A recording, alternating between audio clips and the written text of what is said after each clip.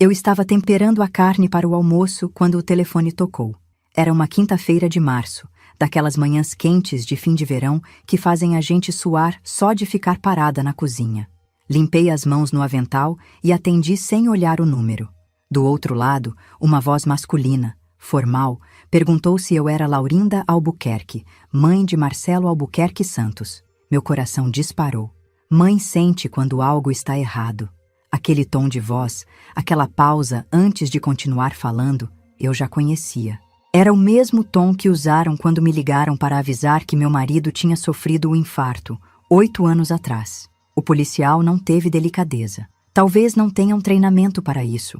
Ou talvez, depois de dar tantas notícias ruins a vida inteira, a pessoa apenas repita as palavras mecanicamente. Ele disse que houve um acidente na rodovia, na altura do quilômetro 123. Uma carreta perdeu o freio na descida. O carro do meu filho foi atingido de frente. Não sobrou ninguém. Marcelo, meu filho de 38 anos. Emanuele, minha nora. Tiago e Fernanda, meus netos de 12 e 9 anos. Eu não gritei. Não chorei naquele momento. Apenas fiquei parada, segurando o telefone, olhando para a carne crua em cima da pia, para a cebola picada na tábua, para a panela com água fervendo no fogão. Tudo continuava normal na cozinha, mas meu mundo tinha acabado de desabar. Mas antes de continuarmos com essa história, eu peço gentilmente que você se inscreva no canal, curta o vídeo e me diga de qual cidade você está me ouvindo. Me encantaria saber aonde está chegando as nossas histórias. O policial perguntou se eu tinha alguém que pudesse vir ficar comigo. Eu desliguei sem responder.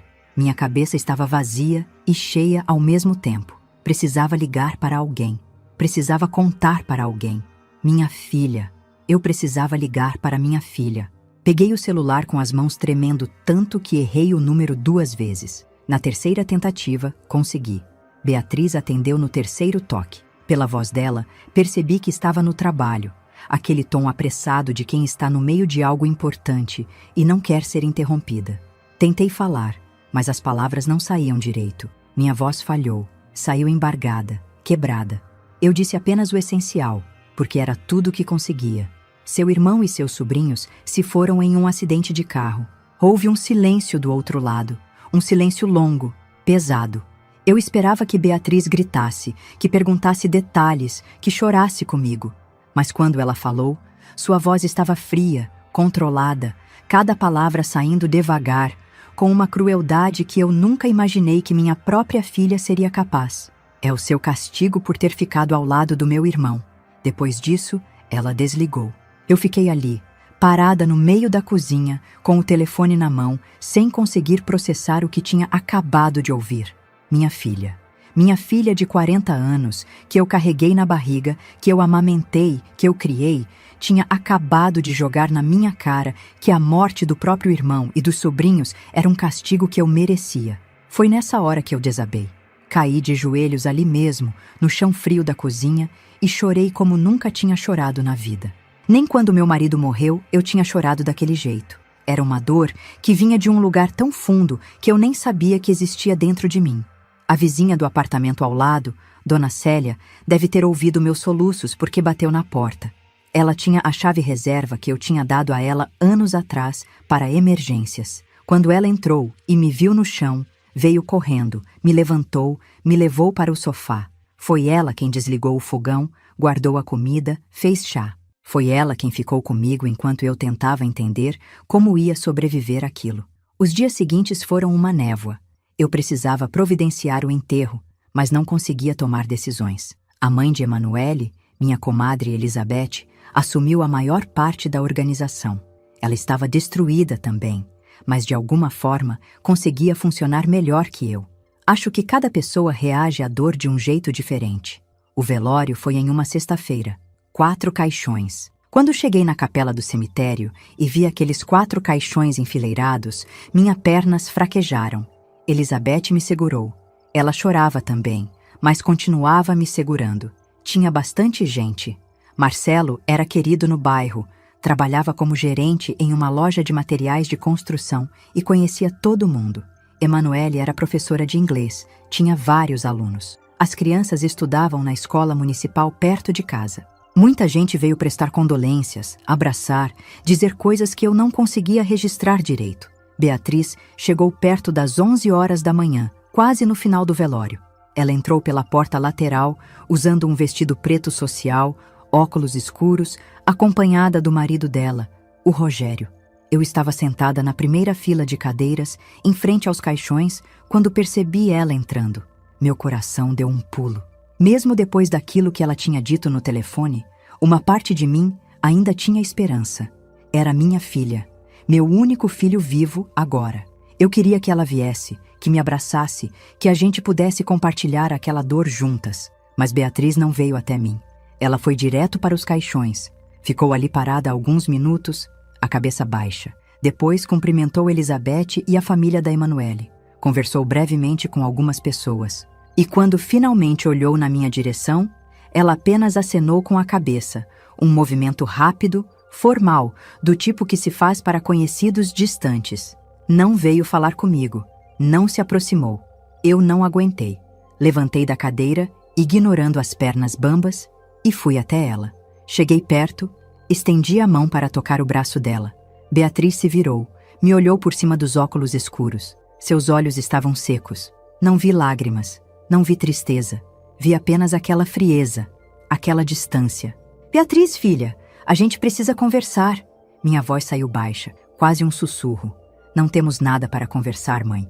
Eu vim por uma questão de respeito. Não queria que as pessoas falassem, mas não vou fingir que está tudo bem entre nós. Mas seu irmão, as crianças... Eu tentei argumentar, mas ela me cortou. Eu sinto muito por eles, de verdade, mas isso não muda o que aconteceu.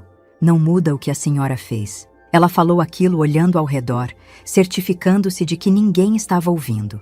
Sua voz continuava baixa, controlada, mas cada palavra era uma facada. O Rogério tocou o cotovelo dela, como se estivesse avisando que não era hora nem lugar. Beatriz concordou com a cabeça. Eu preciso ir. Tenho uma reunião à tarde que não posso perder. E ela foi embora. Saiu da capela, entrou no carro e foi embora. Deixou a mãe dela sozinha no velório do filho e dos netos. Eu voltei para a cadeira e sentei. Algumas pessoas me olharam com pena. Elas devem ter notado a frieza da Beatriz, a distância entre nós. Dona Célia, que tinha vindo comigo, segurou minha mão e não disse nada. Não tinha nada para dizer mesmo. Durante o enterro, eu fiquei me perguntando como tinha chegado até ali. Como era possível que minha família, que um dia foi unida, tinha se despedaçado daquele jeito? E eu sabia exatamente quando tudo começou a desmoronar. Foi há 6 anos, quando a mãe do meu falecido marido, a vovó Alzira, morreu. Ela era uma senhora difícil, sempre foi. Tinha preferências claras entre os netos. Adorava o Marcelo, que era mais velho e tinha sido o primeiro neto. Tratava a Beatriz com menos carinho, e isso sempre me incomodou. Mas vovó Alzira era daquelas pessoas que ninguém consegue mudar. Quando ela morreu, deixou testamento. A casa onde ela morava, uma casa simples, mas bem localizada no bairro, ficou para o Marcelo. Beatriz não herdou nada. Ela ficou furiosa. Disse que era injusto, que a avó sempre foi parcial, que aquilo era um absurdo. E tinha razão em parte. Era parcial mesmo. Marcelo ofereceu dividir. Ele disse para a irmã que podiam vender a casa e rachar o dinheiro meio a meio, que não fazia questão de ficar com tudo. Mas Beatriz não quis saber de dividir. Ela queria contestar o testamento judicialmente. Dizia que a vovó não estava em pleno juízo quando fez o testamento, que alguém tinha influenciado ela, que tinha sido manipulação. O processo foi uma guerra. Beatriz contratou advogado, juntou supostas provas, chamou testemunhas. Marcelo teve que se defender. A relação entre os dois, que já não era das melhores, ficou completamente destruída. Eles pararam de se falar, pararam de se ver, e eu fiquei no meio. Beatriz me cobrava que eu testemunhasse a favor dela, que eu dissesse que a vovó estava confusa nos últimos meses, que eu confirmasse que Marcelo tinha visitado ela mais vezes para manipular. Mas eu não podia mentir. A vovó Alzira estava lúcida até o fim. E Marcelo visitava ela mais porque morava mais perto. Só isso. Quando eu disse que não podia testemunhar daquele jeito, Beatriz me acusou de estar do lado do irmão. Disse que eu sempre preferi ele, que era parcial igual a vovó tinha sido, que eu era uma mãe injusta. Eu tentei explicar que não era questão de lado, que era questão de verdade, mas ela não quis ouvir. O processo durou quase 1 ano. No final, o juiz manteve o testamento. A casa ficou mesmo com o Marcelo. Beatriz perdeu dinheiro com o advogado, perdeu tempo, perdeu o irmão e me perdeu também. Ela cortou relações comigo. Parou de atender minhas ligações, parou de responder mensagens. Nos aniversários dos filhos dela, dos meus netos João Pedro e Maria Clara, ela não me convidava. Eu só via as crianças quando encontrava por acaso na rua ou quando Rogério tinha pena e deixava elas virem me visitar escondido. Marcelo tentou se reaproximar da irmã várias vezes. Mandava mensagem, ligava, sempre era ignorado. Ele chegou a ir na casa dela uma vez. Beatriz mandou ele embora. Disse que não queria ver a cara dele nunca mais na vida. E agora ele estava morto. E minha filha, a única que me sobrou, continuava me culpando por algo que eu não fiz. Depois do enterro, voltei para casa com Dona Célia. Elizabeth ofereceu para eu ficar uns dias na casa dela. Disse que não era bom ficar sozinha. Mas eu recusei. Eu queria ficar sozinha. Ou melhor, eu precisava. Passei a noite inteira acordada, deitada na cama, olhando para o teto. Minha cabeça não parava. Eu revia cada momento, cada escolha, me perguntando se eu poderia ter feito algo diferente. Se eu tivesse mentido no processo, se eu tivesse testemunhado do jeito que Beatriz queria, será que tudo seria diferente agora? Será que ela estaria aqui comigo, dividindo essa dor? Mas no fundo, eu sabia que não era só sobre o testamento. Era sobre algo maior, mais antigo. Era sobre Beatriz sempre ter se sentido menos amada, menos valorizada. E talvez ela estivesse certa. Talvez eu realmente tenha demonstrado preferência sem perceber. Marcelo era mais fácil, mais tranquilo. Beatriz sempre foi mais complicada, mais exigente. Mas eu amava os dois.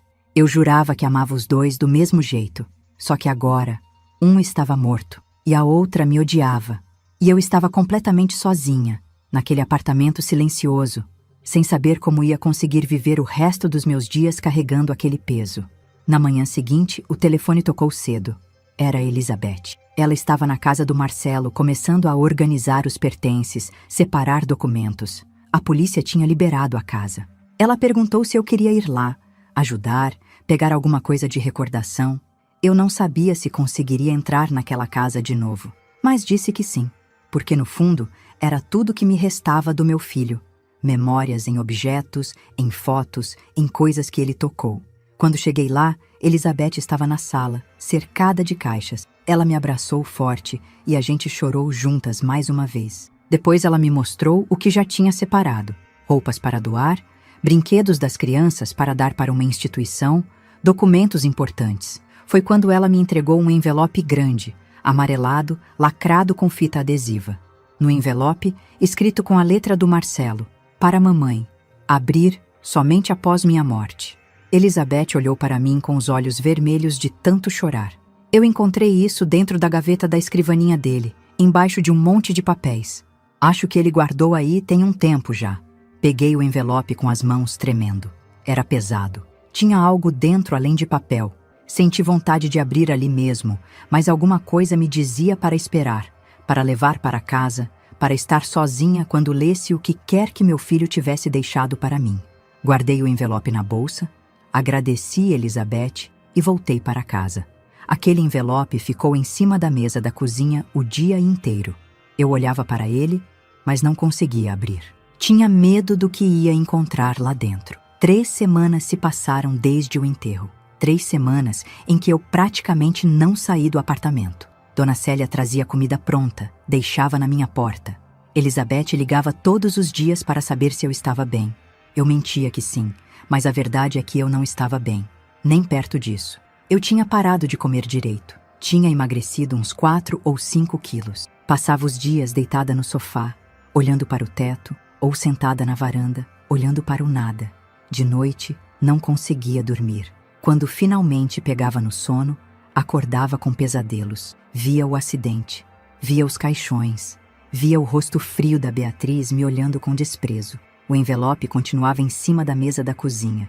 Eu olhava para ele várias vezes por dia, mas continuava sem coragem de abrir. Era como se, enquanto eu não abrisse, ainda houvesse uma conexão com o Marcelo. como se aquelas palavras não lidas fossem a última conversa que eu teria com meu filho, e eu não estava pronta para que fosse a última. Mas em uma tarde de terça-feira, depois de passar o dia inteiro na cama sem forças para nada, alguma coisa mudou dentro de mim. Eu levantei, fui até a cozinha, peguei o envelope e finalmente rasguei a fita adesiva que o fechava. Dentro tinha um maço grosso de folhas dobradas, algumas fotografias antigas e um pendrive pequeno, vermelho. Sentei na cadeira da cozinha e comecei a ler. A primeira carta tinha data de 6 meses atrás, setembro. A letra estava um pouco trêmula, diferente da letra firme que o Marcelo sempre teve. Mãe, se a senhora está lendo isso, significa que eu já não estou mais aqui. Eu sei que isso vai ser difícil para a senhora ler, mas preciso contar algumas coisas que nunca tive coragem de dizer pessoalmente. Primeiro, eu quero que a senhora saiba que eu sempre amei a senhora mais do que qualquer coisa nesse mundo. A senhora foi a melhor mãe que eu poderia ter tido. Segundo, eu preciso explicar algumas coisas sobre a Beatriz e sobre o que aconteceu com a herança da vovó Alzira. Porque eu sei que a senhora ainda se culpa por aquilo, e a senhora não deveria. Parei de ler por um momento. Meu coração estava acelerado. Respirei fundo e continuei. Há 6 meses, eu descobri que estou doente. Muito doente. O médico disse que é o coração.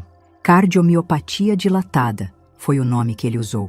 Meu coração está fraco, está aumentado, não bombeia sangue direito. Ele disse que eu posso viver mais alguns anos se tomar os remédios certinho, fazer acompanhamento, evitar estresse. Ou posso ter uma parada cardíaca a qualquer momento e ir embora de uma hora para outra. Não tem como saber. Eu pensei muito se contava para a senhora, para a Emanuele, para as crianças, mas decidi que não. Não quero que fiquem me olhando com pena, contando os dias, se despedindo aos poucos. Prefiro viver normal até quando der. Minhas mãos começaram a tremer tanto que quase derrubei as folhas.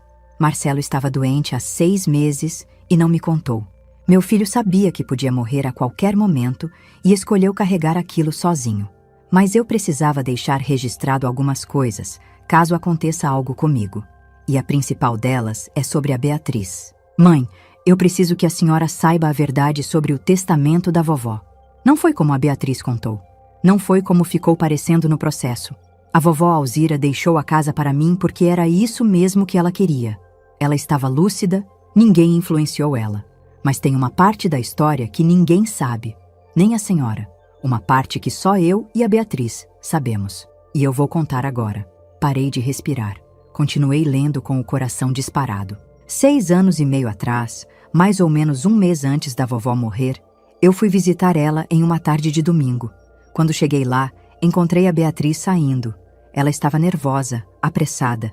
Disse que tinha ido levar umas compras para a vovó e que estava atrasada para um compromisso. Eu achei estranho porque a Beatriz quase nunca visitava a vovó, mas não dei muita importância na hora. Entrei, conversei com a vovó, tomei café. Quando fui embora, a vovó me pediu para pegar um documento que estava na gaveta do criado mudo do quarto dela. Ela disse que era importante, que era para eu guardar em um lugar seguro. Quando abri a gaveta, vi vários papéis, e entre eles vi uma coisa que me deixou gelado. Eram documentos do cartório, documentos de transferência de propriedade, documentos que transferiam a casa da vovó para o nome da Beatriz. E esses documentos estavam com a assinatura da vovó, mas a assinatura estava tremida, estranha, parecia forçada. Peguei os documentos, levei lá para a sala e mostrei para a vovó. Perguntei se ela sabia o que era aquilo. A vovó pegou os óculos, olhou e ficou pálida. Ela disse que não tinha assinado aquilo, que não se lembrava de ter assinado nenhum papel de transferência de casa. Eu estava sem ar. Lia cada palavra como se estivesse em transe. Naquela hora, eu entendi o que tinha acontecido. A Beatriz tinha levado aqueles documentos para a vovó assinar, provavelmente dizendo que era outra coisa, aproveitando que a vovó já estava com a visão ruim e não enxergava bem. A vovó ficou muito brava. Disse que ia procurar um advogado, que ia dar parte da Beatriz, que aquilo era falsificação. Mas eu pedi para ela não fazer nada. Eu disse que ia resolver aquilo. Peguei os documentos e fui direto para a casa da Beatriz. Ela estava sozinha. O Rogério tinha levado as crianças para a casa da mãe dele. Mostrei os papéis para ela e perguntei o que era aquilo. Ela tentou negar no começo, disse que a vovó tinha dado de presente, que tinha sido ideia da própria vovó. Mas quando eu disse que ia mostrar aquilo para um advogado, que aquilo era crime, ela desmoronou. Começou a chorar, disse que estava desesperada, que estava com dívidas, que o Rogério tinha perdido o emprego, que não sabia mais o que fazer. Disse que teve a ideia de pedir a casa para a vovó, mas a vovó recusou. Então ela resolveu fazer por conta própria. Falsificou a assinatura. Ou melhor, enganou a vovó para assinar, dizendo que era outra coisa. Eu estava chorando. Lágrimas caíam no papel, borrando algumas palavras. Mãe, eu olhei para minha irmã naquele dia e vi uma pessoa destruída. Ela estava magra, com olheiras, desesperada. Ela me implorou para não contar para ninguém. Disse que ia devolver os documentos, que nunca mais faria nada parecido. Disse que, se eu contasse, ela ia ser presa, ia perder os filhos, ia perder tudo. E ela estava grávida naquela época, esperando a Maria Clara. Eu pensei nas crianças, no João Pedro que tinha só 3 anos, no bebê que estava vindo. Pensei que se a Beatriz fosse presa, o que seria daquelas crianças? Então eu fiz uma escolha. Eu rasguei os documentos falsos. Disse para a Beatriz que eu ia esquecer aquilo, que não ia contar para ninguém, nem para a vovó, nem para a senhora. Mas fiz ela prometer que nunca mais faria nada parecido. Ela prometeu. Chorou, me abraçou, disse que eu era o melhor irmão do mundo, que ia passar o resto da vida agradecida. 2 semanas depois, a vovó me chamou na casa dela. Disse que tinha pensado muito e que queria fazer um testamento deixando a casa para mim. Eu tentei convencer ela a dividir entre mim e a Beatriz. Disse que não precisava deixar tudo só para mim. Mas ela foi firme. Disse que já tinha decidido, que a casa era dela e ela deixava para quem quisesse. Acho que ela nunca esqueceu o que a Beatriz tentou fazer, mesmo sem saber todos os detalhes. Quando a vovó morreu e o testamento foi lido, eu já esperava a reação da Beatriz, mas não esperava que ela fosse tão longe. Ela entrou com processo, inventou mentiras, disse que eu tinha manipulado a vovó. E a coisa mais absurda é que, tecnicamente, quem tinha tentado manipular tinha sido ela mesma. Mas eu não podia contar isso, porque se eu contasse, provava que a Beatriz tinha cometido um crime. E mesmo com tudo que ela estava fazendo contra mim, eu não conseguia fazer aquilo com ela. Eram meus sobrinhos que iam sofrer as consequências. Eu estava soluçando. Precisei parar de ler por alguns minutos para me recompor. Então eu aguentei o processo inteiro. Aguentei as acusações, as mentiras, a raiva da Beatriz. Ofereci dividir a casa com ela várias vezes, mas ela não quis. Ela queria brigar, queria me destruir. No final, o juiz manteve o testamento e eu fiquei com a casa. Vendi a casa 1 ano depois e usei o dinheiro para dar entrada no apartamento onde moro hoje com a minha família. Guardei uma parte do dinheiro para a educação das crianças. Mãe, eu sei que a senhora sofreu muito com essa briga entre mim e a Beatriz. Eu sei que a senhora se sentiu culpada por não ter testemunhado do jeito que a Beatriz queria. Mas a senhora fez certo. A senhora não mentiu. A senhora não virou cúmplice de uma injustiça. Eu sempre admirei muito isso na senhora. A senhora sempre foi honesta. Sempre ensinou a gente a fazer o que é certo, não o que é fácil. Se um dia a Beatriz aparecer pedindo ajuda, e ela vai aparecer porque ela sempre aparece quando precisa, eu quero que a senhora saiba dessa história. Não para usar contra ela, mas para entender que o problema da minha irmã é mais profundo do que parece. Ela não é má. Ela é insegura. É desesperada. Toma decisões erradas quando está com medo. E ela passa a vida inteira culpando os outros pelos próprios erros. Eu perdoei minha irmã há muito tempo pelo que ela tentou fazer com a vovó e pelo que ela fez comigo no processo. Mas perdoar não significa aceitar continuar sendo machucado. Por isso eu mantive distância. Por isso não insisti mais em me reaproximar depois que ela deixou claro que não queria. Virei a página. Tinha mais uma carta, essa mais curta, escrita com letra ainda mais tremida. Era de 2 semanas atrás. Mãe, nos últimos dias eu tenho sentido meu coração falhando mais. Tive 2 crises leves que eu escondi da Emanuele e das crianças. Tenho a sensação de que meu tempo está acabando. Por isso, estou escrevendo essa carta adicional. Quero deixar registrado que, apesar de tudo o que aconteceu, eu vivi uma vida feliz. Tive uma esposa que me amou, filhos maravilhosos e uma mãe que sempre foi meu porto seguro. Não tenho arrependimentos. Bom, minto. Tenho um arrependimento. Não ter conseguido reconciliar com a Beatriz antes de ir. Eu queria que a gente tivesse feito as pazes. Queria que ela conhecesse meus filhos direito, que as crianças fossem primas de verdade. Mas isso não vai mais acontecer. Se a senhora puder, um dia, quando a dor estiver menor, tente fazer a Beatriz entender que ela não precisa viver com tanto medo, com tanta raiva, que ela merece ser feliz, mas que a felicidade não vem de herança, não vem de dinheiro, não vem de destruir os outros, vem de fazer as pazes consigo mesma. Eu amo a senhora, mãe. Mais do que qualquer palavra pode expressar. Obrigado por tudo, por cada abraço, cada conselho, cada colo. A senhora é a pessoa mais especial que eu já conheci. Cuide-se, seja feliz. E lembre, a senhora não tem culpa de nada. Nunca teve. Com todo o meu amor, seu filho Marcelo.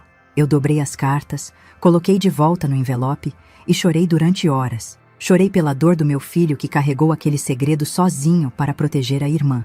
Chorei pela Beatriz, que vivia há tantos anos presa naquela raiva e naquele medo.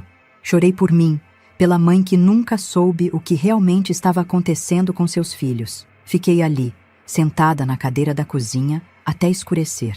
Até Dona Célia bater na porta, preocupada porque eu não tinha acendido as luzes. Até não ter mais lágrimas para chorar. Naquela noite, pela primeira vez em semanas, consegui dormir algumas horas. E nos meus sonhos, eu via o Marcelo criança, correndo pelo quintal da casa onde morávamos antes, rindo, livre, sem os fardos que ele carregou na vida adulta. Quando acordei na manhã seguinte, sabia que alguma coisa tinha mudado dentro de mim.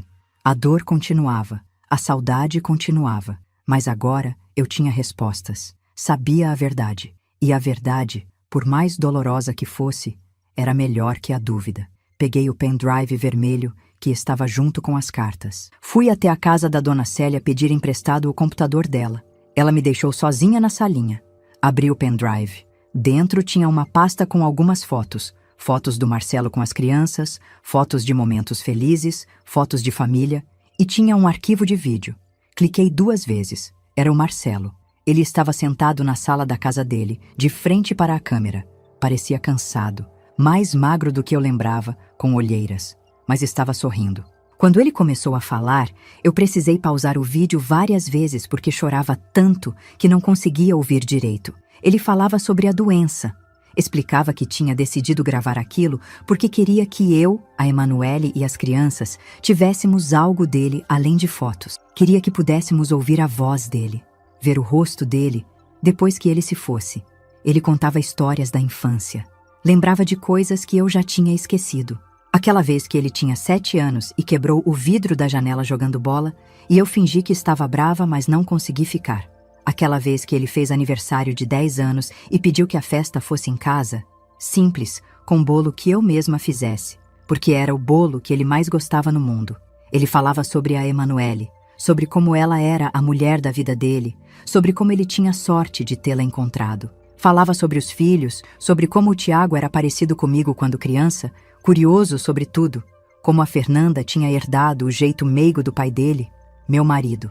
E no final do vídeo, ele olhou direto para a câmera, direto para mim e disse: "Mãe, se a senhora está assistindo isso, eu quero que saiba que a senhora não precisa carregar culpa por nada, nem pela briga com a Beatriz, nem por qualquer coisa.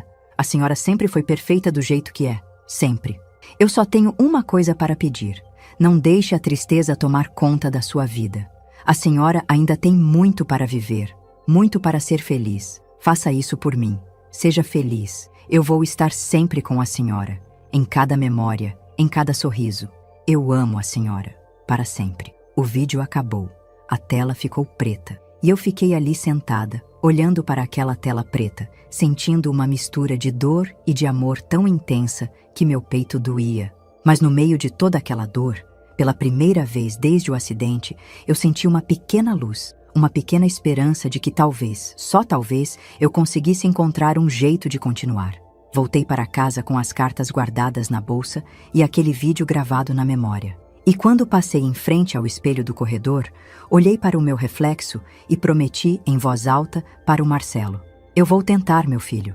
Eu vou tentar ser feliz de novo, por você." Mas eu ainda não tinha ideia do que estava por vir. do que o destino ainda tinha reservado para mim e para a Beatriz.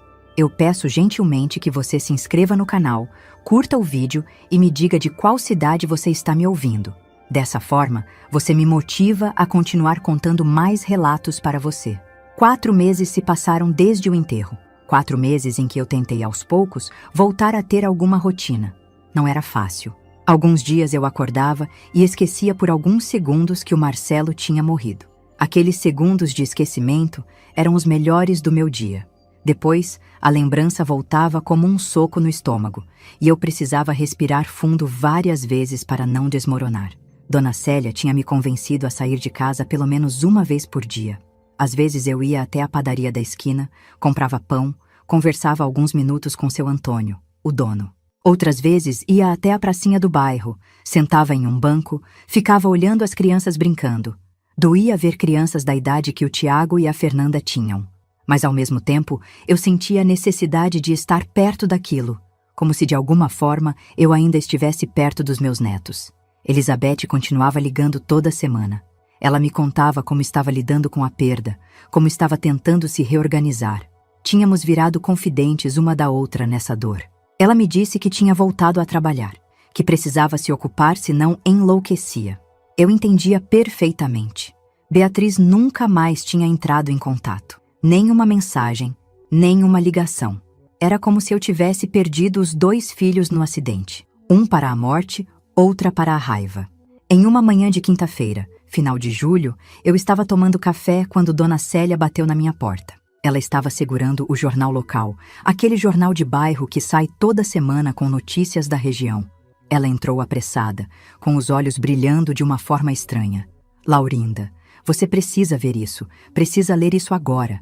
Ela abriu o jornal na página central. Tinha uma matéria grande, com foto, e a foto era do Marcelo. Meu coração disparou. Peguei o jornal das mãos dela com as mãos tremendo. A manchete dizia: O Anjo Silencioso. Empresário criou fundo secreto para ajudar crianças com câncer. Comecei a ler. Cada palavra era uma revelação.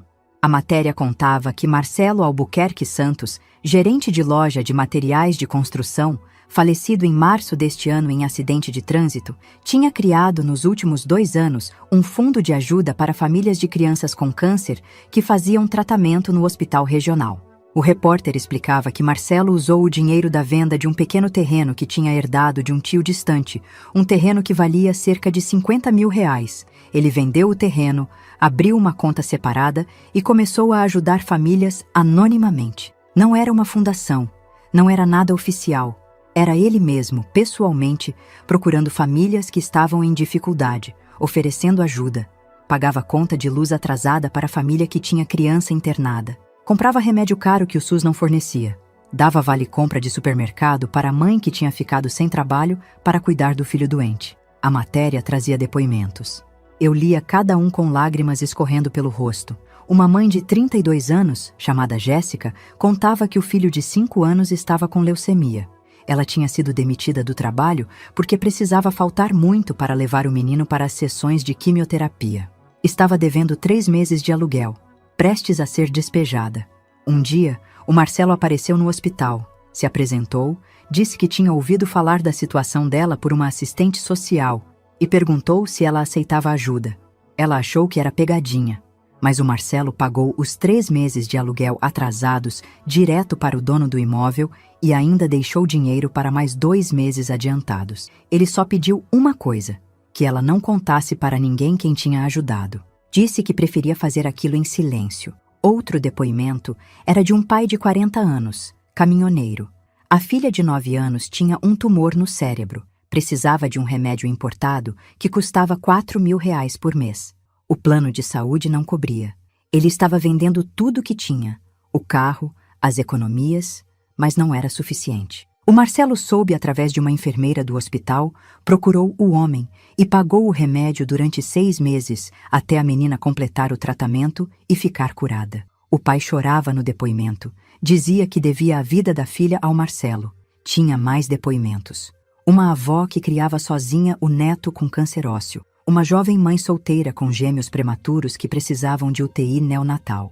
Uma família que precisava viajar para outra cidade para a criança fazer radioterapia e não tinha dinheiro para passagem e hospedagem. O Marcelo tinha ajudado pelo menos 15 famílias nos últimos 2 anos. 15 famílias que estavam desesperadas e que ele tirou de situações impossíveis. A matéria explicava que o Marcelo tinha feito as assistentes sociais do hospital prometerem que só contariam sobre a ajuda dele após sua morte. Ele não queria reconhecimento. Não queria que as pessoas soubessem. Fazia aquilo porque achava que era o certo, só isso. Uma das assistentes sociais, Dona Marta, de 50 e poucos anos, dava um depoimento emocionado. Eu trabalho nessa área há 27 anos. Já vi muita gente solidária, muita gente que ajuda, mas nunca vi alguém como o Marcelo. Ele não fazia questão de aparecer, não queria que agradecessem. Ele apenas ajudava e ia embora. Disse uma vez para mim que tinha descoberto recentemente que a vida dele era finita, que todos nós somos finitos, e que ele queria fazer diferença enquanto estava aqui.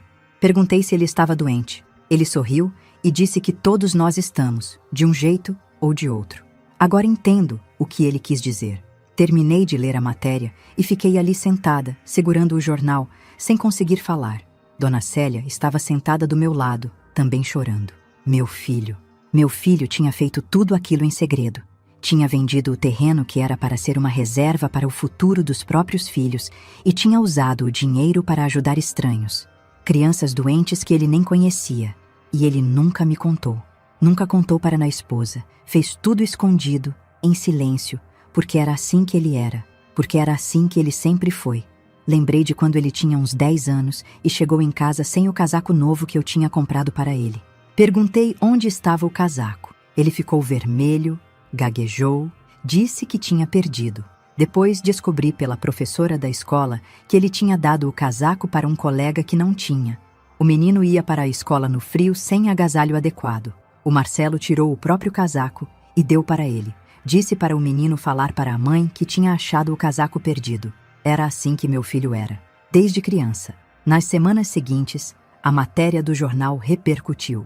Pessoas da cidade inteira comentavam. Na padaria, no mercado, na rua, todo mundo falava do Marcelo. Chamavam ele de anjo, de herói.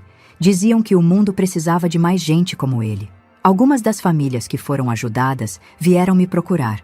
Batiam na minha porta, traziam flores, cartas. Queriam me agradecer pessoalmente. Queriam me contar como o Marcelo tinha mudado a vida delas. Conheci a pequena Ana Luísa, a menina de 5 anos que sobreviveu à leucemia graças ao remédio que o Marcelo pagou. Ela estava usando uma peruca colorida, toda sorridente. Me deu um desenho que tinha feito. Era dela e o Marcelo com asas de anjo no céu. Eu abracei aquela criança e chorei. Conheci o Rodrigo, menino de 9 anos que tinha tido tumor no cérebro e estava curado. Ele estava careca da quimioterapia, mas cheio de vida. Me deu um cartão escrito com letra torta. Obrigado, tio Marcelo, por salvar minha vida. Obrigado, vovó do tio Marcelo, por ter um filho tão bom. Cada família que vinha me visitar trazia uma história. E cada história me mostrava um pedaço do meu filho que eu não conhecia. Ou melhor, que eu conhecia, mas não sabia a extensão. Elizabeth também ficou sabendo pela matéria. Ela me ligou chorando, disse que não fazia ideia. O Marcelo nunca tinha contado para ela sobre o terreno, sobre o dinheiro, sobre nada. Ela achou que o terreno ainda estava lá, guardado para o futuro. Descobriu junto comigo que o marido tinha feito aquilo tudo em segredo.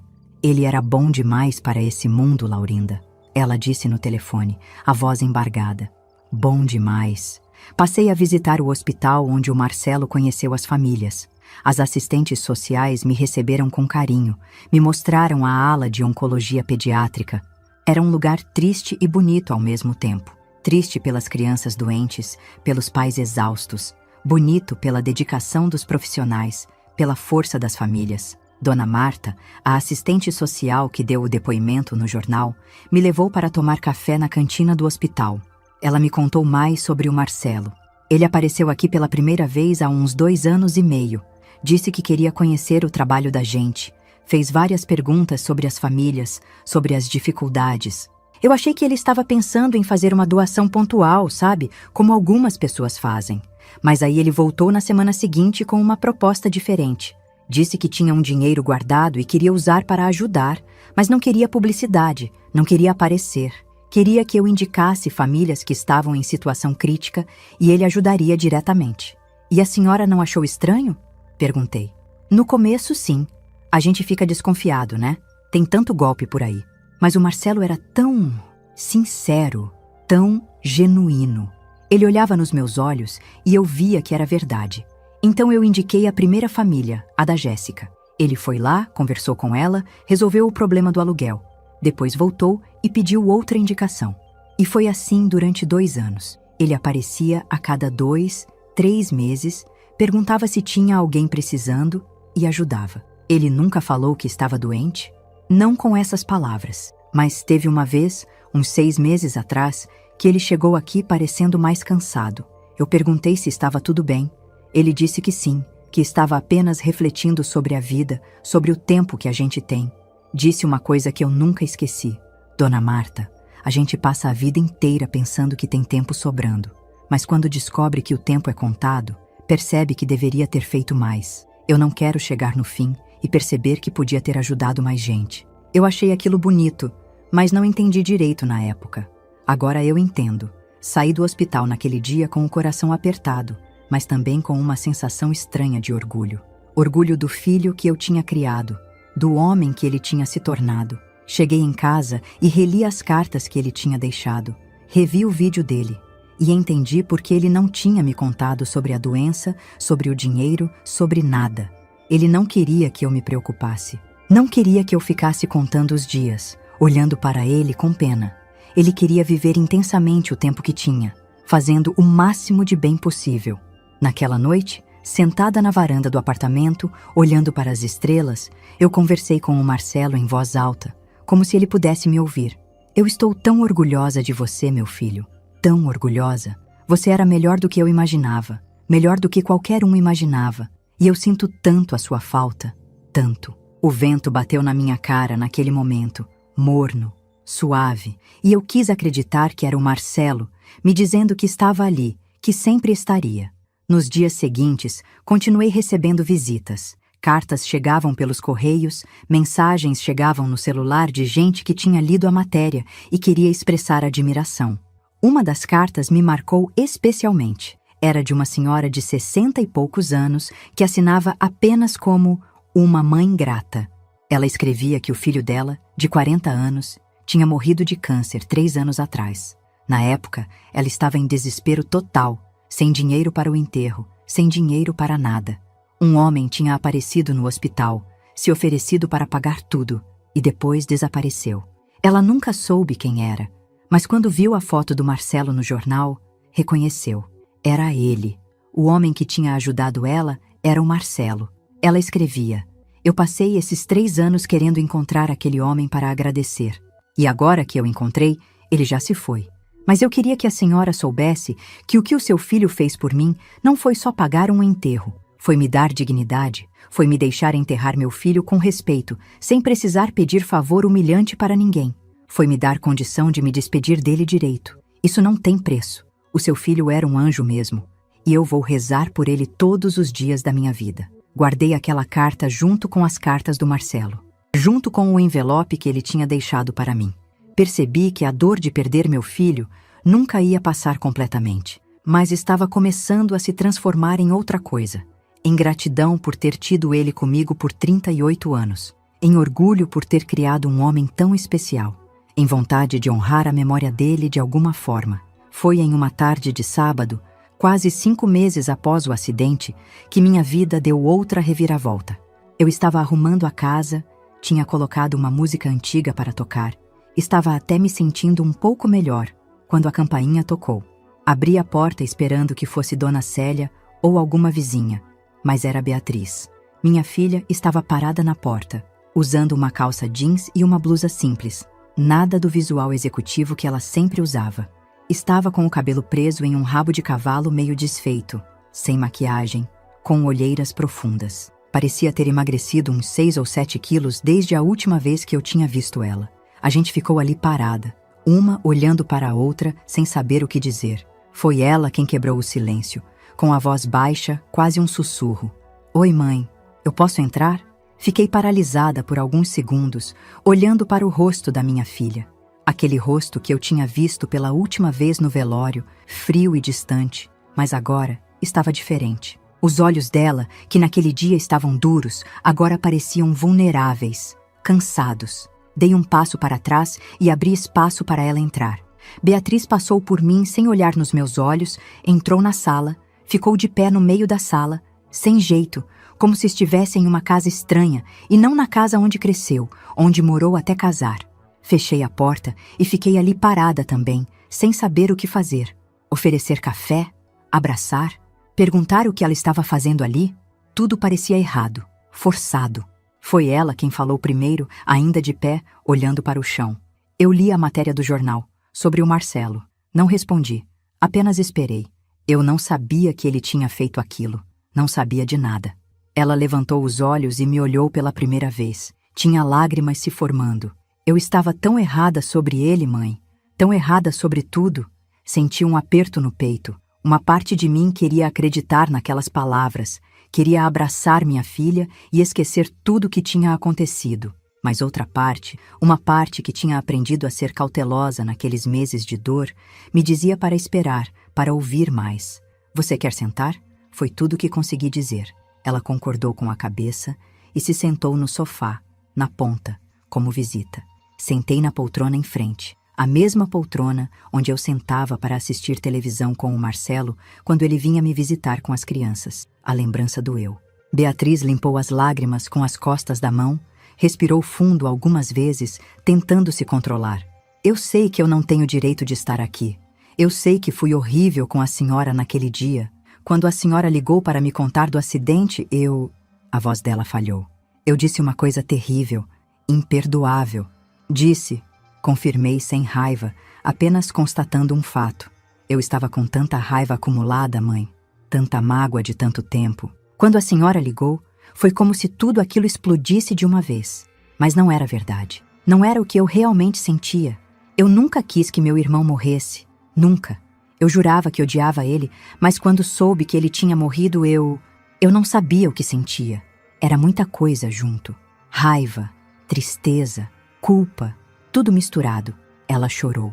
Chorou de verdade, com soluços, cobrindo o rosto com as mãos. Levantei, peguei uma caixa de lenços de papel que estava em cima da estante, entreguei para ela. Ela pegou, assoou o nariz, tentou se recompor. Depois que eu li aquela matéria no jornal, aquilo ficou na minha cabeça. Não conseguia parar de pensar. O Marcelo tinha ajudado toda aquela gente, tinha feito tanta coisa boa, em silêncio, sem querer aparecer.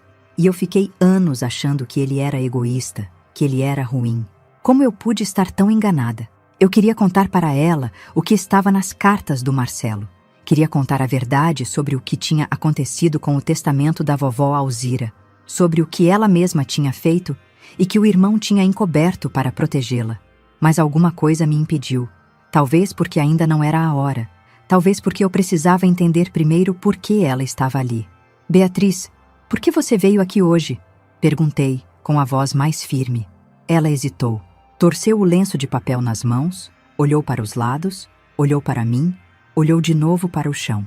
Eu vim pedir desculpas. Eu precisava pedir desculpas para a senhora. Pelo que eu disse, pelo jeito que eu tratei a senhora todos esses anos. Eu estava errada. Só por isso? Ela ficou em silêncio. Um silêncio longo, pesado. E foi nesse silêncio que eu entendi. Tinha mais alguma coisa. Sempre tinha. O que está acontecendo, Beatriz? Insisti. Ela soltou um suspiro longo, derrotado. Quando olhou para mim de novo, vi medo nos olhos dela. Medo de verdade. Eu estou com problemas, mãe. Problemas sérios.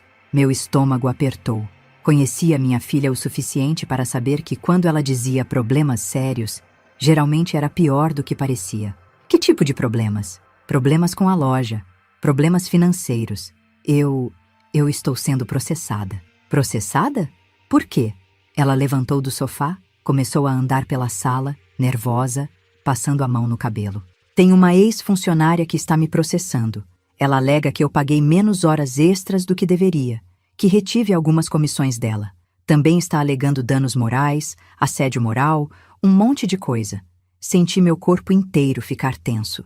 Lembrei do processo de 6 anos atrás, quando o Marcelo testemunhou a favor de outra funcionária. Lembrei da matéria do jornal que tinha saído poucos meses atrás, mencionando aquele caso antigo. É verdade? Perguntei, direto. Você realmente fez isso? Beatriz parou de andar e me olhou, indignada. Claro que não, mãe. Eu sempre paguei tudo certinho. Essa mulher está inventando, está tentando me extorquir. Ela sabe que a loja está com dificuldades, acha que vai conseguir algum dinheiro fácil. Eu queria acreditar nela. Eu realmente queria. Mas alguma coisa na forma como ela falava, como desviava o olhar, me dizia que tinha mais por trás daquilo. E por que você está me contando isso? Porque eu preciso de ajuda, mãe. Ela veio até mim, ficou em pé na minha frente, as mãos nervosas, a voz urgente. O advogado disse que seria importante ter testemunhas de caráter. Pessoas que podem atestar que eu sempre fui uma pessoa honesta, uma boa empregadora, que isso tudo é mentira. E você quer que eu seja essa testemunha. A senhora é minha mãe. A senhora me conhece. A senhora sabe que eu não sou essas coisas que ela está falando. Fiquei em silêncio. A verdade é que eu não tinha certeza. Eu sabia que a Beatriz podia ser difícil, podia ser dura. Sabia que ela tinha feito coisas questionáveis no passado. Mas será que ela era capaz de assediar funcionárias? De roubar dinheiro de horas extras? Tem mais alguma coisa? Perguntei, sentindo que tinha. Ela voltou para o sofá, se sentou, ficou olhando para as próprias mãos. Eu preciso de dinheiro emprestado, para o advogado. O processo está ficando caro, muito caro. E a loja está em crise. As vendas caíram depois daquela matéria do jornal que mencionou o caso antigo. As pessoas estão evitando comprar comigo. Estou com fornecedor cobrando na porta, funcionários com salário atrasado. Eu não sei mais o que fazer. Agora estava tudo mais claro. As desculpas, as lágrimas, o arrependimento, tudo levava para isso. Para dinheiro. Quanto você precisa? 15 mil reais. Só emprestado, mãe. Eu pago de volta assim que conseguir me reorganizar. Prometo. 15 mil reais. Era muito dinheiro. Eu tinha alguma economia. O dinheiro da pensão do meu falecido marido que eu recebia, o dinheiro da minha aposentadoria que eu tinha guardado durante anos. Mas não era fácil juntar aquilo.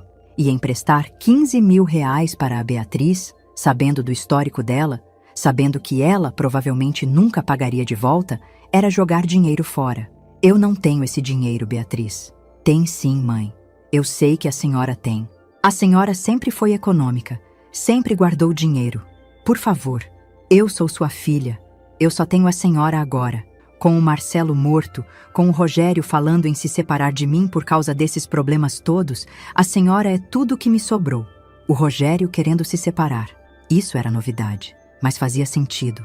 O Rogério sempre foi um homem pacato, que aguentou muita coisa da Beatriz durante todos esses anos. Mas até as pessoas mais pacientes têm limite.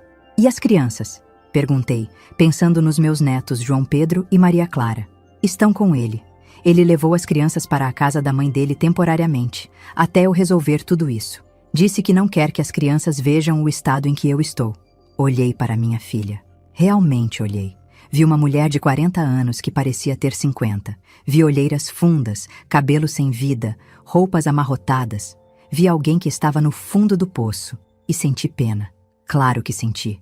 Era minha filha. Mas junto com a pena, senti outra coisa. Senti raiva. Raiva de ela só aparecer quando precisava de alguma coisa.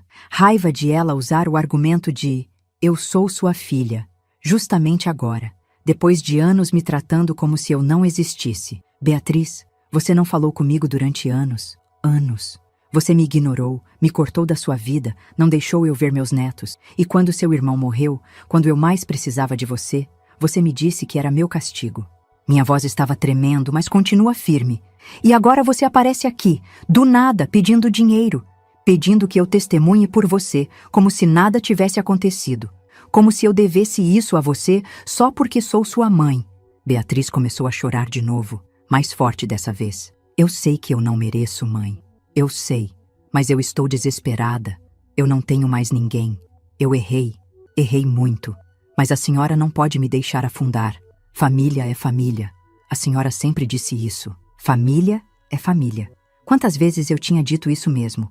Quantas vezes eu tinha tentado fazer os dois irmãos se entenderem usando esse argumento? E no fim, o que tinha adiantado? Eu preciso pensar, Beatriz. Pensar? Mãe, eu preciso de uma resposta agora. O advogado precisa saber se a senhora vai testemunhar. E eu preciso do dinheiro essa semana, senão vou perder a loja. Eu disse que preciso pensar. Repeti, com mais firmeza. Ela me olhou com uma mistura de frustração e desespero. Levantou do sofá, pegou a bolsa. A senhora tem até sexta-feira.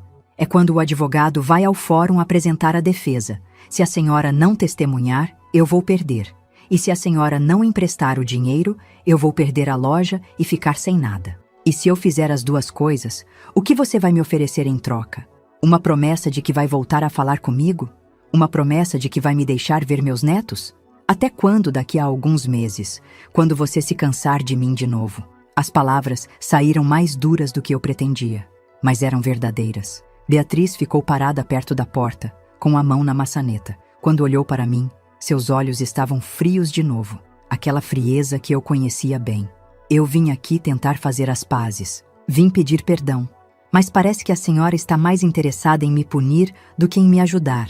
Talvez o Marcelo tivesse razão. Talvez eu realmente seja a filha que ninguém quer. E antes que eu pudesse responder, ela abriu a porta e saiu, batendo com força. Fiquei ali parada no meio da sala, ouvindo os passos dela descendo a escada do prédio. Ouvi a porta de entrada do prédio bater também. Sentei no sofá, no mesmo lugar onde ela tinha sentado. O lugar ainda estava morno. Peguei o lenço de papel amassado que ela tinha deixado em cima da mesinha de centro. Minha cabeça estava uma confusão. Tantas coisas, tantos sentimentos misturados. Pena, raiva, culpa, tristeza, tudo junto. Será que eu estava sendo dura demais? Será que eu deveria ter dito sim imediatamente? Ajudado minha filha sem questionar? Era isso que uma boa mãe faria? Mas então lembrei das cartas do Marcelo. Lembrei do que ele tinha escrito sobre a Beatriz, sobre como ela só aparecia quando precisava, sobre como ajudá-la financeiramente era jogar dinheiro em um buraco sem fundo, sobre como o problema dela não era falta de dinheiro, mas as escolhas que ela fazia. Levantei e fui até o quarto. Abri a gaveta da cômoda onde eu guardava as cartas do Marcelo. Li de novo, prestando atenção em cada palavra. Se um dia a Beatriz aparecer pedindo ajuda, e ela vai aparecer porque ela sempre aparece quando precisa, eu quero que a senhora saiba dessa história. Não para usar contra ela, mas para entender que o problema da minha irmã é mais profundo do que parece. Ele sabia. Ele sempre soube como a irmã era. Ela não é má. Ela é insegura. É desesperada. Toma decisões erradas quando está com medo. E ela passa a vida inteira culpando os outros pelos próprios erros. Fechei os olhos e tentei pensar com clareza. O que era melhor? Ajudar a Beatriz e talvez perpetuar esse ciclo de dependência e manipulação? Ou me recusar a ajudar e correr o risco de perdê-la de vez? E mais importante, se eu ajudasse, estaria realmente ajudando ela? Ou estaria apenas adiando mais um desastre que ela mesma estava criando? Passei a noite inteira acordada, pensando. Olhei para o teto escuro do quarto, igual tinha feito tantas noites desde a morte do Marcelo. Mas dessa vez, não estava pensando na dor da perda. Estava pensando em uma escolha muito difícil. Na manhã seguinte, liguei para Elizabeth. Contei para ela sobre a visita da Beatriz, sobre o pedido de dinheiro, sobre tudo. Ela me ouviu em silêncio até o fim. E o que você vai fazer? Ela perguntou. Eu não sei. Eu realmente não sei. Laurinda, posso te dar um conselho? Não como comadre, mas como alguém que também está sofrendo a perda do Marcelo? Pode. O Marcelo gastou os últimos 2 anos da vida dele ajudando gente. Mas ele ajudou gente que estava em situações que não tinha culpa.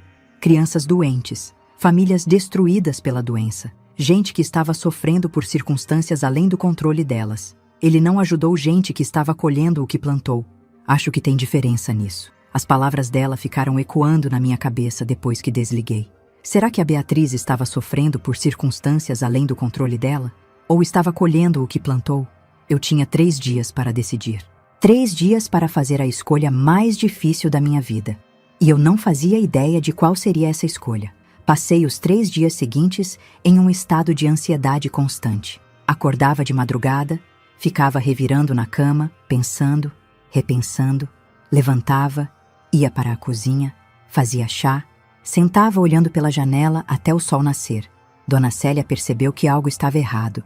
Na terça-feira de manhã, quando ela passou para me trazer pão fresco, me encontrou na varanda com a mesma roupa do dia anterior. os olhos vermelhos de cansaço. O que aconteceu, Laurinda?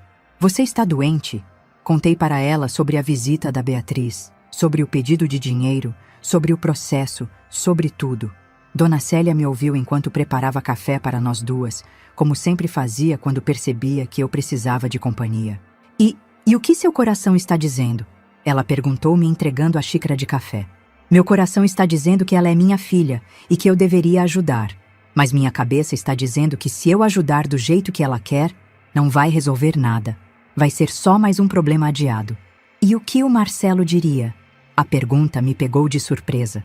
Fiquei em silêncio por um longo tempo, pensando. Acho que o Marcelo diria para eu fazer o que é certo, não o que é fácil. Dona Célia concordou com a cabeça e tomou um gole do café dela. Então você já sabe a resposta. Será que eu sabia mesmo? Eu não tinha certeza. Tudo parecia tão complicado, tão confuso. Naquela tarde peguei as cartas do Marcelo de novo. Li cada uma várias vezes, procurando respostas nas palavras dele.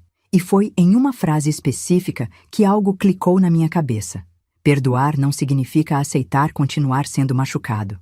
Era isso. Eu podia perdoar a Beatriz por tudo que ela tinha feito, por todas as coisas cruéis que tinha dito. Mas perdoar não significava que eu tinha que aceitar ser usada. Não significava que eu tinha que mentir por ela ou dar dinheiro para ela continuar tomando decisões ruins. Na quarta-feira, acordei com uma clareza que não tinha antes. Sabia o que precisava fazer. Mas antes de tomar a decisão final, precisava conversar com mais uma pessoa. Liguei para Elizabeth e pedi para ela vir até minha casa. Ela chegou no começo da tarde, preocupada, achando que tinha acontecido algo grave. Sentamos na sala e contei tudo de novo. Sobre a Beatriz, sobre o pedido, sobre minha confusão. E então perguntei, você acha que eu estou sendo egoísta? Sendo má com minha própria filha? Elizabeth pensou antes de responder. Ela sempre foi assim, ponderada, cuidadosa com as palavras. Laurinda, eu vou te contar uma coisa. Quando o Marcelo estava vivo, a gente conversava muito sobre a família dele, sobre você, sobre a Beatriz. E teve uma conversa que a gente teve uns 2 anos atrás que eu nunca esqueci. Ele tinha acabado de ajudar uma das famílias do hospital. Tinha gastado um bom dinheiro com aquilo. Eu perguntei por que ele fazia aquilo por estranhos, mas não tentava mais ajudar a irmã, já que ela vivia reclamando de dificuldades financeiras. E o que ele respondeu? Ele disse assim, tem diferença entre ajudar alguém que está em um buraco porque a vida foi injusta e ajudar alguém que está em um buraco porque continua cavando.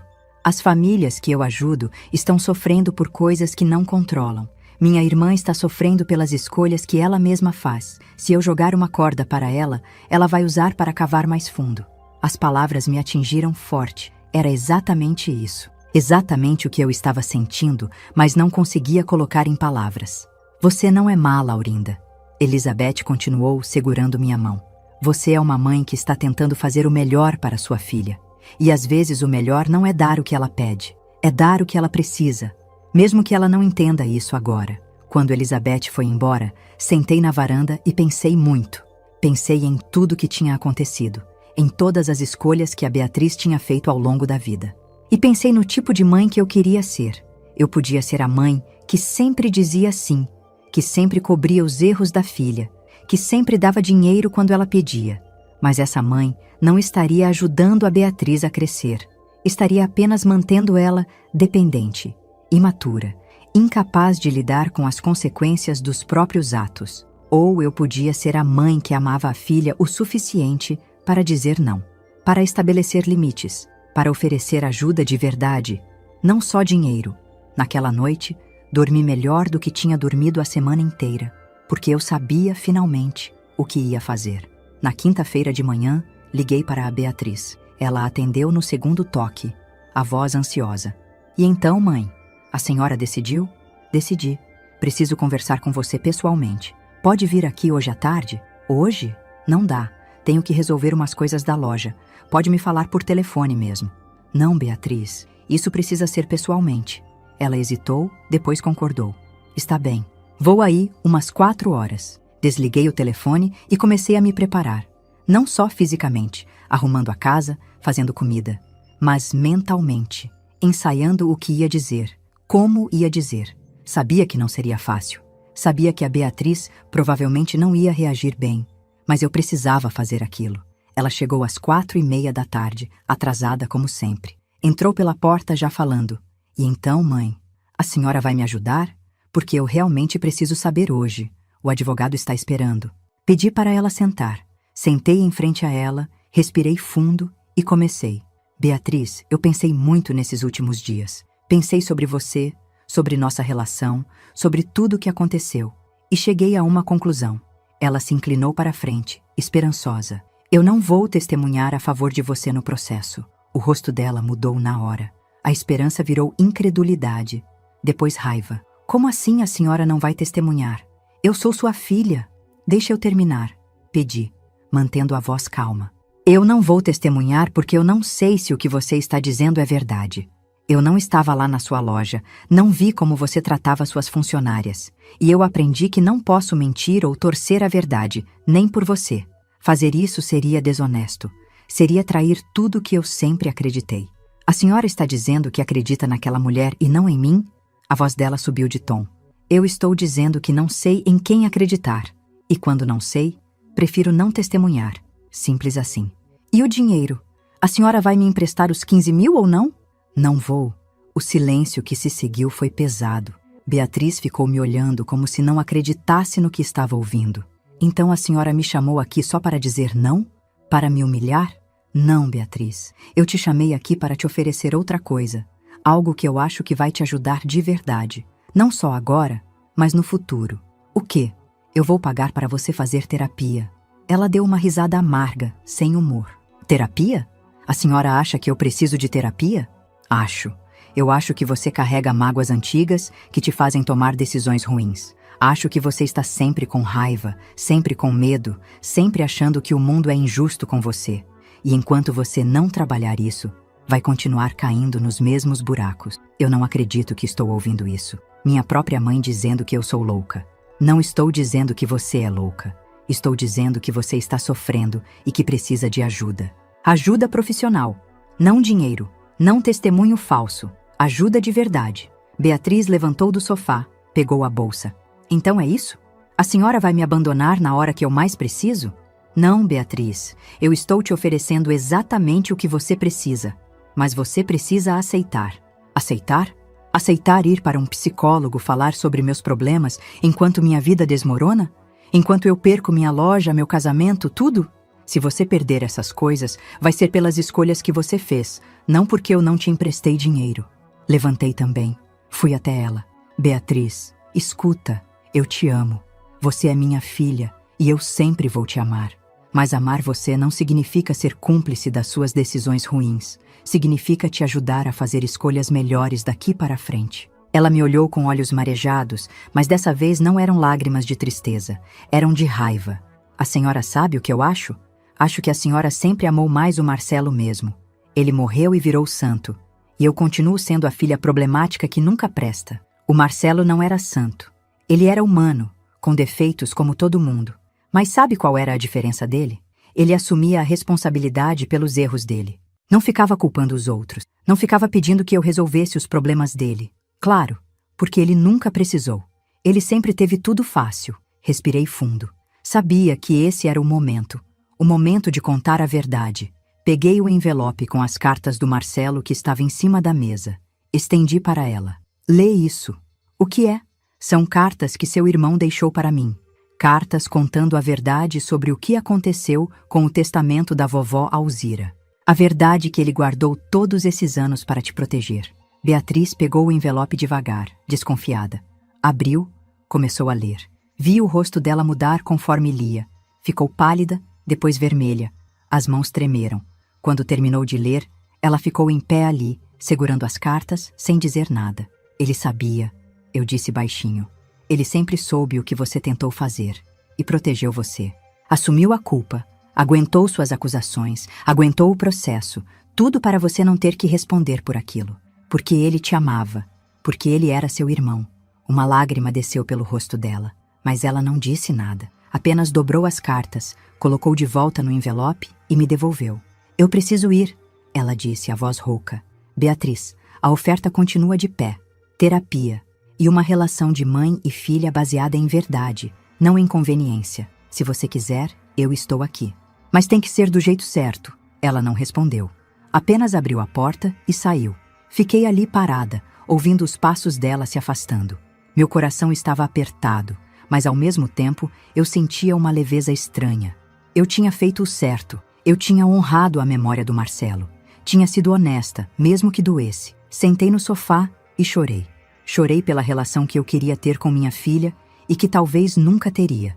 Chorei pelo Marcelo, que tinha sido tão bom e tinha morrido tão cedo. Chorei por mim mesma, pela solidão que eu sentia. Mas no meio das lágrimas havia paz. Paz de consciência. Paz de ter feito a escolha difícil, mas certa. Dona Célia apareceu mais tarde, como se soubesse que eu precisava de companhia. Não perguntou nada. Apenas sentou do meu lado, segurou minha mão. Você fez o que tinha que fazer. Ela disse simplesmente. Eu sei, mas dói do mesmo jeito. As coisas certas geralmente doem. Se não doessem, todo mundo faria. Naquela noite, antes de dormir, assisti de novo o vídeo do Marcelo. Aquele vídeo que ele tinha gravado para mim, para a Emanuele, para os filhos. E quando ele disse no final, Mãe, a senhora não precisa carregar culpa por nada, eu senti que finalmente estava entendendo.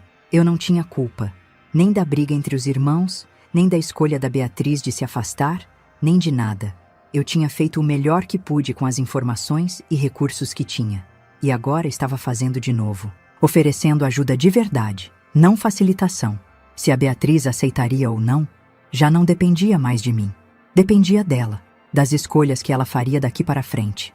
E eu, finalmente, estava em paz com isso. 2 semanas se passaram sem notícias da Beatriz. Eu não sabia se ela tinha ido ao processo, se tinha perdido ou ganhado, se a loja ainda existia. Nada. Silêncio total. No começo, eu pegava o celular várias vezes por dia para ver se tinha alguma mensagem dela. Checava se ela tinha me bloqueado. Não tinha. Ela apenas não entrava em contato. Dona Célia me disse para ter paciência, que a Beatriz precisava de tempo para processar tudo. Elizabeth disse a mesma coisa, mas a espera era angustiante. Foi em uma manhã de domingo, quase 3 semanas depois da nossa conversa, que recebi uma mensagem dela. Era curta, seca. Perdi o processo. A loja vai fechar. Espero que esteja feliz. Meu primeiro instinto foi ligar para ela imediatamente, perguntar se estava bem, oferecer ajuda. Mas parei. Respirei fundo. Aquela mensagem era uma isca. Era a Beatriz tentando me fazer sentir culpada, me fazer voltar atrás na decisão. Não respondi. Apenas arquivei a mensagem e continuei meu dia. Porque naquelas 3 semanas eu tinha começado a construir algo novo, algo que estava me dando propósito. Depois da conversa com a Beatriz, eu tinha procurado Dona Marta, a assistente social do hospital. Disse para ela que queria ajudar de alguma forma no trabalho que o Marcelo tinha começado. Não tinha 50 mil reais para doar como ele tinha feito, mas tinha tempo, tinha disposição, tinha vontade de honrar a memória do meu filho, fazendo alguma diferença. Dona Marta ficou emocionada com a ideia. Ela me explicou que não podia oficialmente me colocar como voluntária do hospital por questões burocráticas, mas que eu podia fazer um trabalho de apoio às famílias de forma independente. Comecei devagar. Uma vez por semana, ia ao hospital na ala de oncologia pediátrica. Conversava com as mães que estavam esperando na sala de quimioterapia. Ouvia as histórias delas. Às vezes levava bolo caseiro, às vezes apenas ficava ali, dando colo, deixando elas desabafarem. Descobri que muitas vezes o que aquelas mulheres mais precisavam não era dinheiro, era alguém que escutasse, alguém que entendesse, alguém que não julgasse quando elas diziam que estavam cansadas, que tinham vontade de desistir, que não aguentavam mais ver os filhos sofrendo. Conheci a Jéssica pessoalmente, aquela mãe que o Marcelo tinha ajudado com o aluguel. O filho dela, o pequeno Pedro, estava em remissão, sem sinais de câncer. Ela trabalhava agora como auxiliar de limpeza em uma escola. Estava conseguindo pagar as contas, reconstruindo a vida aos poucos. Seu filho salvou meu filho, ela me disse, segurando minhas mãos. E agora a senhora está aqui, continuando o trabalho dele. Vocês são anjos mesmo. Eu não me sentia anjo. Me sentia apenas uma mãe que tinha perdido um filho e estava tentando encontrar um jeito de transformar aquela dor em algo que fizesse sentido. Comecei a ir ao hospital 2 vezes por semana. Depois, 3. Aquilo virou parte da minha rotina. Acordava, tomava café, arrumava a casa e ia para o hospital. Passava a tarde lá conversando, ajudando no que podia. Teve uma mãe, a Regina, que estava em pânico porque não tinha com quem deixar a filha mais velha enquanto ficava com o filho doente internado. Ofereci para buscar a menina na escola e ficar com ela no meu apartamento até a Regina terminar de acompanhar o filho no hospital. A menina, de 8 anos, era doce, educada. Ficava fazendo lição de casa na minha mesa da cozinha enquanto eu preparava o jantar. Me lembrava da Fernanda, minha neta. Teve outra mãe, a Simone, que precisava desesperadamente de uma conversa porque estava se sentindo uma péssima mãe por às vezes sentir raiva do filho doente. Sentamos em um banco do jardim do hospital e ela chorou durante 1 hora inteira, enquanto eu segurava a mão dela e dizia que ela não era péssima mãe, que era apenas humana. Aos poucos, fui percebendo que aquele trabalho estava me curando também. A dor da perda do Marcelo continuava lá, sempre estaria, mas agora ela tinha companhia, tinha propósito, tinha significado. Elizabeth viu a mudança em mim. Um dia, quando ela veio me visitar, comentou: "Você está diferente, Laurinda, está mais leve." E era verdade, eu estava mais leve. Não porque a tristeza tinha passado, mas porque tinha aprendido a carregar ela de um jeito diferente. Junto com gratidão, junto com amor, junto com propósito. Fazia 2 meses que eu não tinha notícias da Beatriz, além daquela mensagem curta e amarga. Eu tinha parado de checar o celular obsessivamente. Tinha parado de ficar esperando ela aparecer. Se ela quisesse voltar, voltaria. Se não quisesse, eu teria que aceitar, porque eu não podia controlar as escolhas dela, só podia controlar as minhas. Foi em uma tarde de terça-feira, no começo de outubro, que eu estava voltando do hospital quando vi alguém sentado na escada do meu prédio. Conforme me aproximei, reconheci. Era a Beatriz. Ela estava sentada no 3º degrau, os braços em volta dos joelhos, a cabeça baixa. Não me viu chegando. Quando parei na frente dela, ela levantou os olhos. Estavam vermelhos, inchados de tanto chorar. A gente ficou ali parada, uma olhando para a outra, sem saber o que dizer. "Oi, mãe." Ela disse finalmente, a voz pequena. "Oi, Beatriz. Eu posso subir? Preciso conversar com a senhora." Concordei com a cabeça. Subimos em silêncio. Abri a porta do apartamento. Ela entrou, ficou de pé na sala, sem jeito, igual da última vez. "Você quer água? Café?" Ofereci. "Água, por favor." Fui até a cozinha, peguei um copo de água, entreguei para ela. Ela bebeu tudo de uma vez, como se estivesse com muita sede. Sentamos. Eu esperei. Sabia que ela tinha vindo dizer alguma coisa e precisava deixar ela falar no tempo dela. A loja fechou. Ela começou, olhando para o copo vazio nas mãos. Perdi o processo. Tive que pagar indenização para a funcionária. Não consegui mais pagar os fornecedores. Faliu. Acabou. Não disse nada. Apenas ouvi. O Rogério pediu a separação oficialmente. Já entrou com os papéis. Ele vai ficar com a guarda das crianças. Eu vou ter direito a visitas, mas elas vão morar com ele. Meu coração apertou, pensando nos meus netos, mas continuei em silêncio. Estou morando em um apartamento pequeno, de 1 quarto só, que consegui alugar com o que sobrou do dinheiro. Estou trabalhando como vendedora em uma loja de roupas no shopping. Ganho salário mínimo mais comissão. Ela levantou os olhos e me olhou pela primeira vez desde que começou a falar. A senhora estava certa, sobre tudo. Eu passei a vida inteira culpando todo mundo pelos meus problemas. Culpando a vovó por me amar menos. Culpando o Marcelo por ter herdado a casa. Culpando a senhora por não ter me defendido. Culpando o mundo por ser injusto. Mas a verdade é que quem estava criando os problemas era eu mesma. Uma lágrima desceu pelo rosto dela. Eu li aquelas cartas do Marcelo umas 20 vezes. Cada vez que lia, me sentia pior.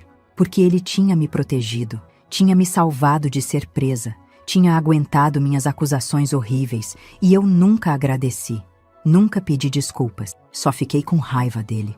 Ela limpou o rosto com as costas da mão. Eu não vim aqui pedir dinheiro, não vim pedir nada, só vim dizer que eu aceito. Aceito fazer terapia, aceito tentar ser diferente, aceito começar de novo, do jeito certo. Senti meus olhos encherem de lágrimas. E a senhora tinha razão sobre outra coisa também. Sobre eu precisar assumir responsabilidade. Então eu vou assumir. Eu fui injusta com aquela funcionária. Não todas as coisas que ela alegou eram verdade, mas algumas eram. Eu segurava a comissão quando estava com raiva. Atrasava pagamento quando achava que ela não tinha se esforçado o suficiente. Não era assédio moral como ela alegou, mas também não era certo. E eu finalmente consigo admitir isso. Levantei do sofá, fui até ela, sentei do lado dela. Peguei a mão dela nas minhas. Eu estou orgulhosa de você por estar aqui, por estar sendo honesta. Isso é difícil, muito difícil. Eu não sei se vou conseguir mudar de verdade, ela admitiu, a voz tremendo. Eu tenho tanto medo, mãe. Tanto medo de estar sozinha, de não conseguir, de fracassar de novo. Você não está sozinha. Eu estou aqui. Sempre estive. Mesmo depois de tudo que eu fiz, de tudo que eu disse, mesmo depois de tudo. Você é minha filha, Beatriz. Isso nunca vai mudar. Mas nosso relacionamento precisa ser diferente agora. Precisa ser baseado em verdade, não em você só aparecer quando precisa de algo. Ela concordou com a cabeça, chorando. Eu quero tentar. Quero realmente tentar. Então vamos tentar juntas. Amanhã eu vou ligar para uma psicóloga que conheço. Vou marcar a primeira sessão para você. E a gente vai reconstruir nossa relação aos poucos, um dia de cada vez. Beatriz me abraçou.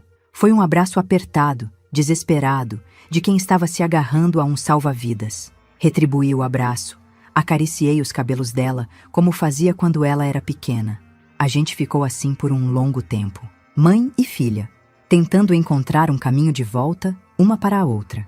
Quando ela se soltou, limpou o rosto, tentou sorrir. Posso vir jantar aqui amanhã? Só para conversar? Para ficar junto? Pode. Faço aquela lasanha que você gostava quando era pequena. Eu adorava aquela lasanha. Quando Beatriz foi embora naquela noite, sentei na varanda como costumava fazer.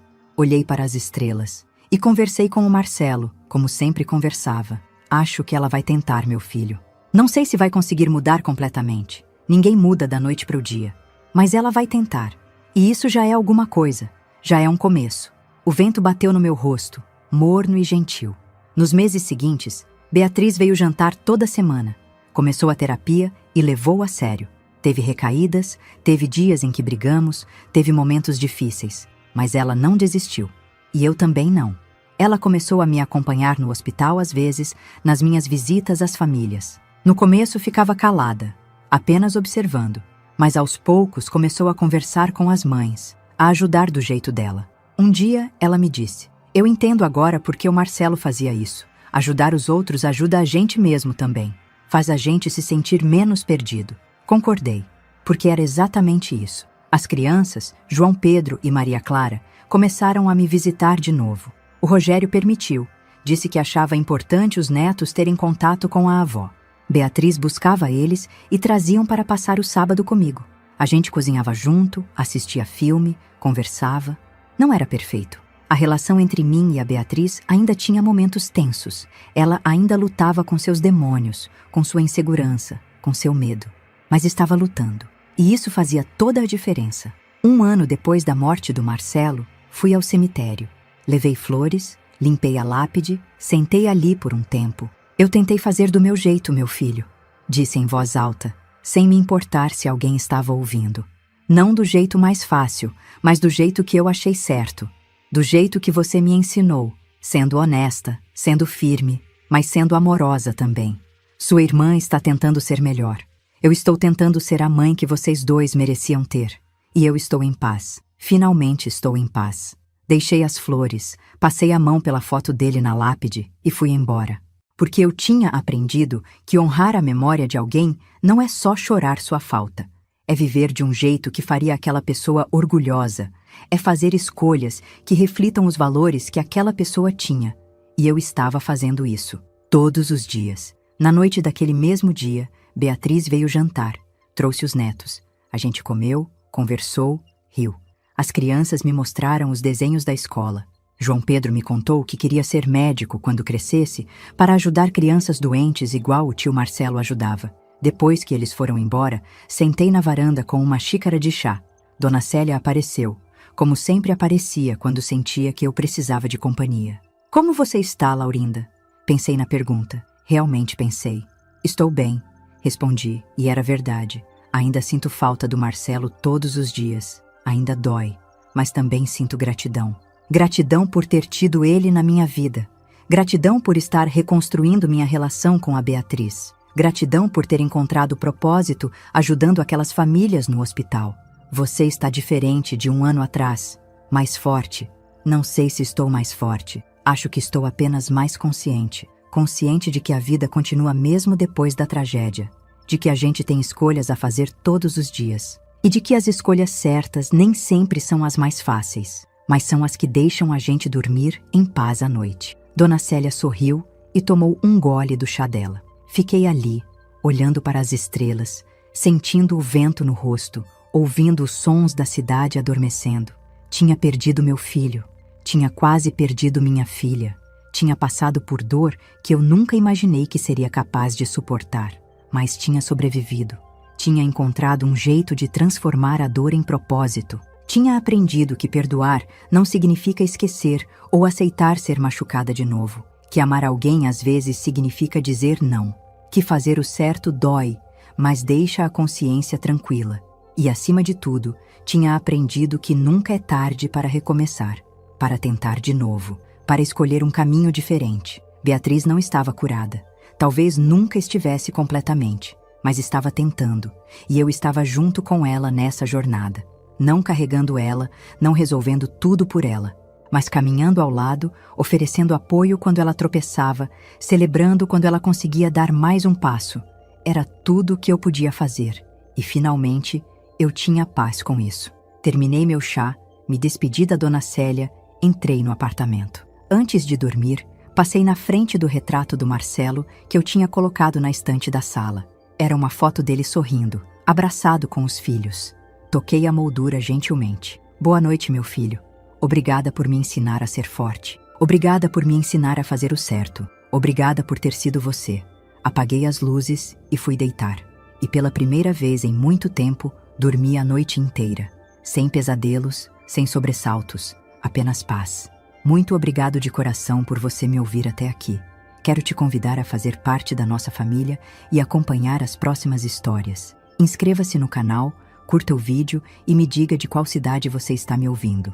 Transparência sobre o conteúdo. Os vídeos apresentam narrativas 100% fictícias, criadas somente para fins de entretenimento, reflexão moral e educacional, com o objetivo de transmitir lições de vida, valores humanos e familiares. Trata-se de uma produção original da equipe humanizada. Todos os nomes, personagens, lugares, eventos e conflitos são fictícios, e qualquer semelhança com pessoas ou fatos reais é mera coincidência. O material visual consiste em dramatizações ilustrativas. Este conteúdo não constitui aconselhamento jurídico, financeiro, psicológico ou profissional. As ações mostradas fazem parte apenas da narrativa. Recursos de inteligência artificial são utilizados somente como apoio na criação de elementos visuais e sonoros. Todo o processo criativo é feito manualmente.